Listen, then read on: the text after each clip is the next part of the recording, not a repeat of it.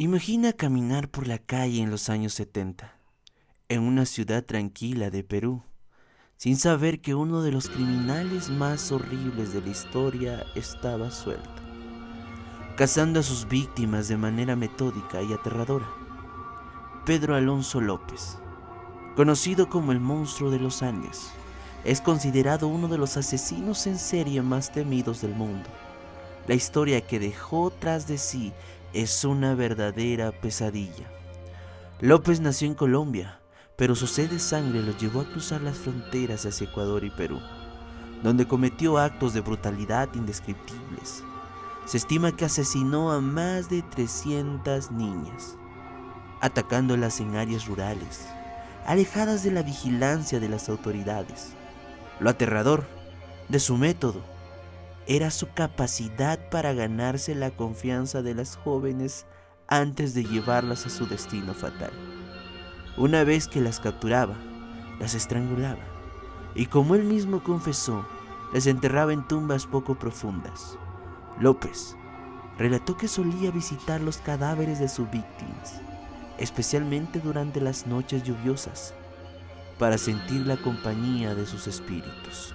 Pero lo que hace de esta historia algo aún más perturbador es que López no actuaba solo en la oscuridad de la noche. Era un hombre que caminaba entre las personas, que parecía normal y pasaba desapercibido en ciudades como Ayacucho o Huancayo. Nadie sabía que tras esa apariencia tranquila se escondía un monstruo. En 1980, López fue capturado en Ecuador después de intentar secuestrar a una niña.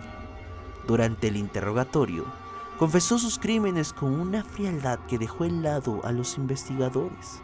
Incluso, llevó a la policía a los lugares donde había enterrado a algunas de sus víctimas. Lo más macabro de su confesión fue su indiferencia. No mostraba arrepentimiento ni remordimiento alguno, como si las vidas de cientos de niñas no significaran nada. Lo que convierte a esta historia en una verdadera pesadilla es lo que ocurrió después. A pesar de la magnitud de sus crímenes, López fue liberado en 1998, tras cumplir solo 20 años de prisión en Ecuador, debido a su buen comportamiento. Lo que ocurrió después sigue siendo un misterio. Algunos creen que regresó a Colombia, otros aseguran que murió, pero lo más escalofriante es que nunca fue encontrado. Su paradero sigue siendo desconocido hasta el día de hoy. Este asesino dejó una cicatriz imborrable en la historia criminal de Perú y toda Sudamérica. La gente aún se pregunta cómo alguien con tal capacidad para el mal pudo caminar entre ellos sin ser detectado. ¿Cómo pudo escapar de la justicia? Y lo más aterrador, si aún estará vivo, acechando en algún lugar. Este tipo de historias sacadas de la vida real te dejan con la piel erizada, porque nos recuerdan que a veces el verdadero terror no viene de lo sobrenatural, sino de la maldad humana, que puede estar mucho más cerca de lo que imaginamos.